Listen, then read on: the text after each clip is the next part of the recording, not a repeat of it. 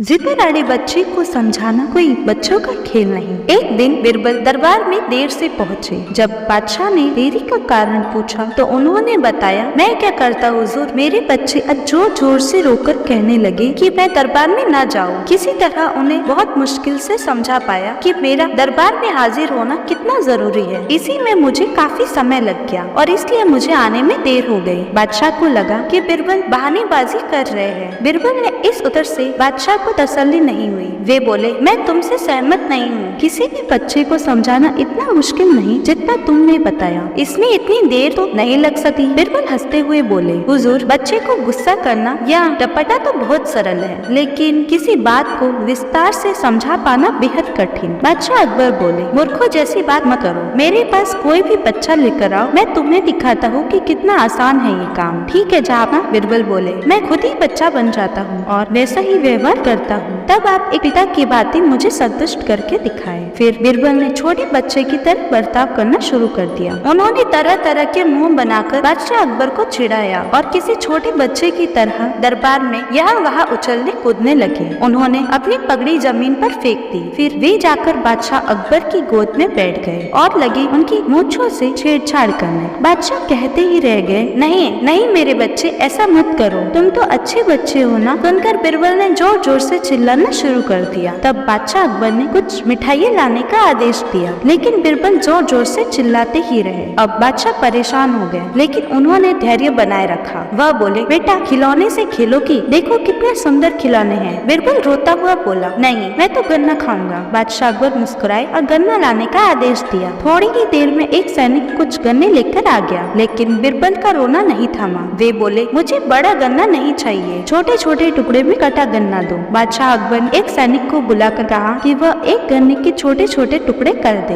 यह देखकर बिरबल और जोर जोर से रोते हुए बोले, नहीं सैनिक गन्ना नहीं काटेगा, आप खुद काटे इसे। अब बादशाह का मिजाज बिगड़ गया, लेकिन उनके पास गन्ना काटने के अलावा कोई और चारा न था। और करते भी क्या, खुद अपने ही बिछाए जाल में फंस गए थे। वो गन्ने के टुकड़े करने के बाद उन्हें बिरबल के सामने रखते हुए बोले, ऊपर लो, इसे खा लो बेटा। अब बिरबल ने बच्चे की भांति मचलते हुए कहा, नहीं मैं तो पूरा गन्ना ही खाऊंगा। बादशाह ने एक साबुत गन्ना उठाया और बिरबल को देते हुए बोले, लो पूरा गन्ना और रोना बंद करो। लेकिन बिरबल रोते हुए बोले, नहीं मुझे तो इन छोटे छोटे टुकड़ों में ये साबुत गन्ना बना कर दो। कैसी अजीब बात करते हो तुम, यह भला कैसे संभव है। बादशाह के सर में क्रोध भरा था, लेकिन बिरबल रोते ही रहे। बादशाह का धैर्य जवाब दे गया, बोले, यदि तुमने रोना बंद नहीं किया तो मार पड़ेगी। अब बच्चे का अभिनय करता बिरबल उठ खड़ा हुआ और हंसता हुआ बोला, नहीं नहीं मुझे मत मारो हुजूर। अब आपको पता चला कि बच्चे की बेतुकी जिदों को शांत करना कितना मुश्किल काम है। बिरबल की बात से सहमत है अकबर। बोले, हाँ ठीक कहते हो,